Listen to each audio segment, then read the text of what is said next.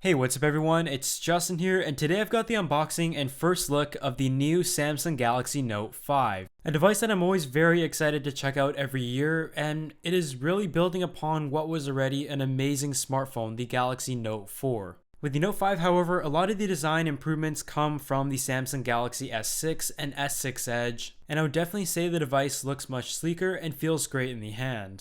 Getting the specs out of the way, it features a 64-bit Exynos octa-core processor from Samsung, 4GB of RAM, a 16-megapixel rear-facing camera, and a 5-megapixel front-facing camera, the same 5.7-inch Quad HD display as last year, and also a 3000 mAh battery, which is slightly smaller. So without wasting any time, let's go ahead and open up the box, and the first thing we are greeted with is the Note 5 itself.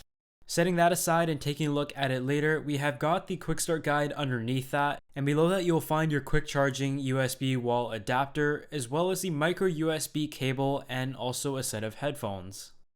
But now let's go ahead and boot up the device for the first time, and this is actually the first black Samsung Galaxy Note 4 I've purchased. In the past I've always gone white, and I kind of prefer that this year as well, or even the silver. However, the only model that was available at my local store was the black or sapphire blue. And although you can't deny the device is still sleek, I just wasn't a fan of the silver edge paired up with the blue front and back, and the glass is also a huge fingerprint magnet on the back. But going through some of these software, a lot of the things have pretty much stayed the same and are much reminiscent of what you see on the Samsung Galaxy S6, which was released earlier this year. The first thing you'll notice is that the icons are very refined and the edges are now rounded, and in terms of the notification tab and your quick toggle settings and settings menu, everything pretty much stays the same there, so nothing new. The device, as expected, is very snappy and everything is very responsive, and TouchWiz just seems to be getting better and better. But of course, one of the most important features of the Note series is the stylus, and they have added quite a few new features this year. First, there is a click on the top which you can play around with, and they've also added quite a few new settings. You also have the ability to jot some quick notes down on the screen while it is off. And of course, you still have the air command, which is very easily accessible. But from using this S Pen, I would say it is responsive as ever, and I love it. And I will be going into more depth in the full review, where I will get to know the stylus a little more.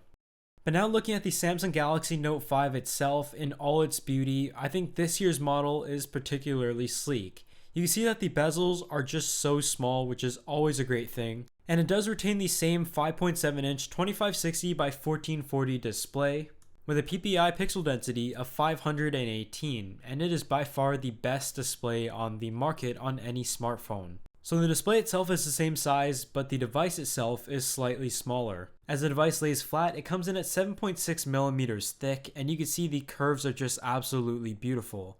On the bottom, it houses your new S Pen, as well as a micro USB port, the speakers, and your 3.5 millimeter headphone jack. On the back, like I mentioned, it is fully glass like seen on the Samsung Galaxy S6 and the S6 Edge. The edges are slightly rounded to make it easier to hold and more comfortable.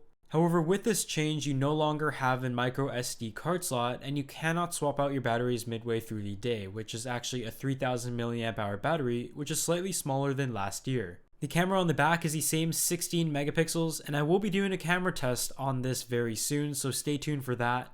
But other than that, this has just been my unboxing and first look of the Samsung Galaxy Note 5, which I just picked up today. And of course, I will be bringing some more videos to you guys, hopefully some comparisons, definitely a camera test, and of course, the full review. But as always, be sure to hit that like button as it helps the channel out a bunch, and let me know what you think of the Samsung Galaxy Note 5 and whether you'll be picking one up. And I'll see you all in the next video.